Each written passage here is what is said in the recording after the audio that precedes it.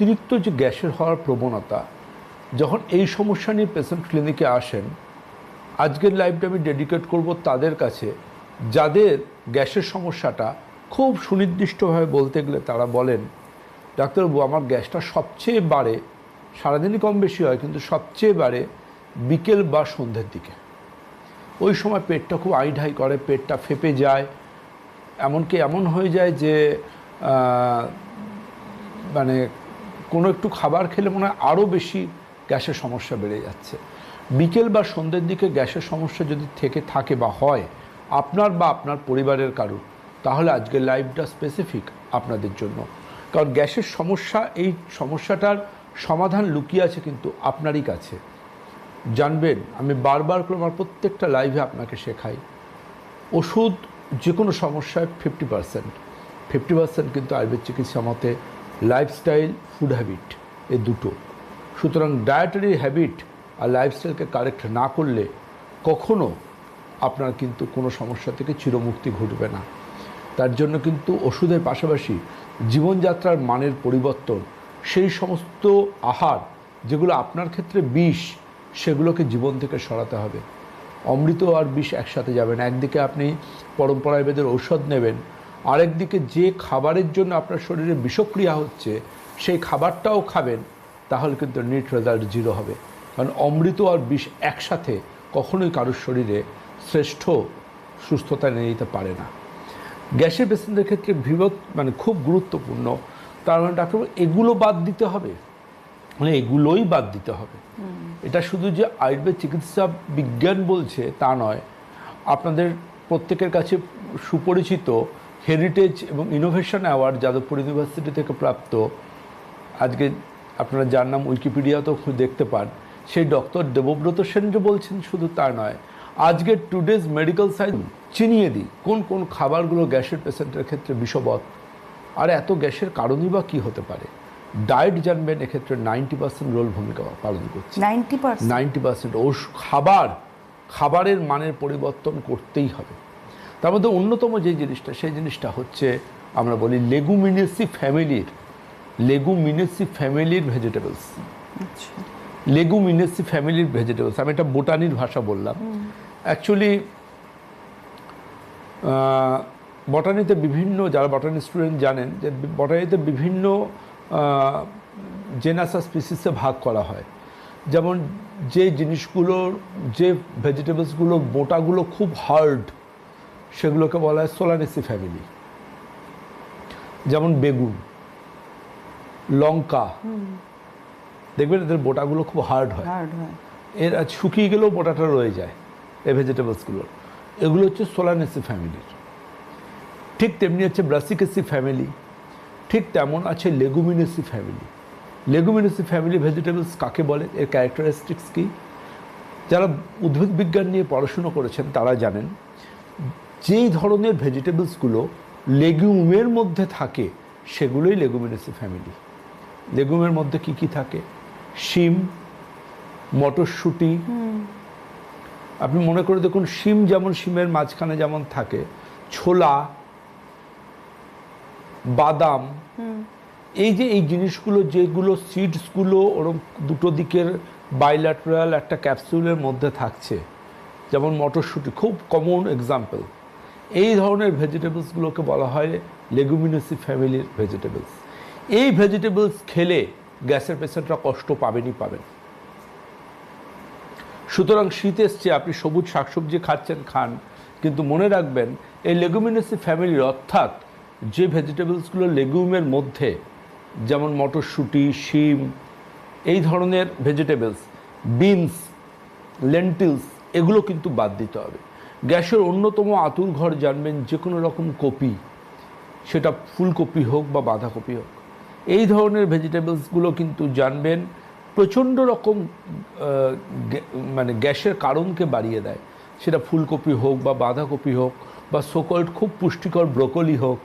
তো আলটিমেটলি কিন্তু এগুলো গ্যাসের পেশেন্টের ক্ষেত্রে, কারোর ক্ষেত্রে পুষ্টিকর হতে পারে যিনি হজম করতে পারবেন, কিন্তু যার গ্যাসের সমস্যা রয়েছে, ইনডাইজেশনের সমস্যা রয়েছে, তার ক্ষেত্রে কিন্তু এই ভেজিটেবলসগুলো বিষক্রিয়া করবে। ফলেদের মধ্যে ভীষণ গুরুত্বপূর্ণ হচ্ছে সাইট্রাস ফ্রুট। যে ফলগুলো টক, কাঁচা অবস্থায় টক ছিল, পাকলে সেগুলো যত মিষ্টি হোক না কেন সেগুলো কিন্তু গ্যাসের আঁতুড়ঘর। যেমন ধরুন আম কাঁচা অবস্থায় টক থাকবেই, পাকলে মিষ্টি হতেও পারে, না হতে পারে, কিন্তু কাঁচা অবস্থায় টক থাকে। এগুলো খুব খুব খুব ক্ষতিকারক। আবার এমন কিছু ফল আছে যে ফলগুলো কাঁচা অবস্থায় উপকারী, পাকলে পেকে গেলে গ্যাসের কারণ। কাঁচা অবস্থায় উপকারী, পাকলে গ্যাসের কারণ। দ্রব্যগুণ বিজ্ঞানে বলা হয় বিপরীত ক্রিয়া করে এরা। যেমন কাঁচকলা বলা হয় মানে ডায়রিয়ার পেশেন্টের ক্ষেত্রে উপকারী, আবার পাকা কলা কনস্টিপেশনে উপকারী।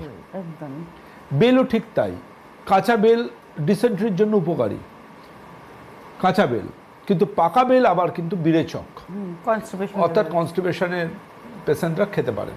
তো তেমনি প্রত্যেকটা দ্রব্যগুণ বিজ্ঞান আমাদের আয়ুর্বেদে রয়েছে এবং ভৈষজ্য রত্নাবলীতে উল্লেখ আছে যে প্রতিটা, মানে আমি এরকম বলে দেবো যে আপনি বেল খাবেন বা আপনি কলা খাবেন তার মানে কিন্তু এরকমটা নয়। কাঁচা অবস্থায় একটা ফল একরকম কাজ দেবে, পাকলে বিপরীত কাজ দেবে। পেঁপের ক্ষেত্রেও তাই, কাঁচা পেঁপের এক ধরনের উপকার, পাকা পেঁপের সম্পূর্ণ আরেক ধরনের উপকার। এগুলো কিন্তু বুঝতে হবে, জানতে হবে। ডাক্তারবাবু পেঁপে খাওয়া যাবে, ডাক্তারবাবু বেল খাওয়া যাবে, কিংবা ডাক্তারবাবু এটা খাওয়া যাবে বা ওটা খাওয়া যাবে, এরকম ব্যাপারটা নয়। সুতরাং আপনার ক্ষেত্রে বেস্ট যেটা, যে ভেজিটেবলসগুলো আপনার গ্যাসের অন্যতম কারণ, সেগুলোকে বাদ দেওয়াটাই আপনার পক্ষে উপযুক্ত হবে। আসবো আলোচনায়, তার আগে কেউ আছেন? নমস্কার, কে রয়েছেন? হ্যালো, কোনো কারণে সংযোগ বিচ্ছিন্ন হয়ে গিয়েছে, চলে যাই আমরা আলোচনা। ফলের মধ্যে আমরা খুব, যেমন সাইট্রাস ফ্রুটকে অ্যাভয়েড করি, এর মধ্যে অনেকেই একটা জায়গায় কনফার্ম হতে পারেন না, তাদের জন্য বলে রাখি ভীষণ বিপজ্জনক হচ্ছে আপেল। অনেকে বলেন গ্রিন অ্যাপেল, অনেকে বলেন রেড অ্যাপেল। অ্যাপেলই, যে কোনো রকম অ্যাপেল কিন্তু গ্যাসের আঁতুড়ঘর হতে পারে, এটা কিন্তু প্রত্যেককে মাথায় রাখতে হবে।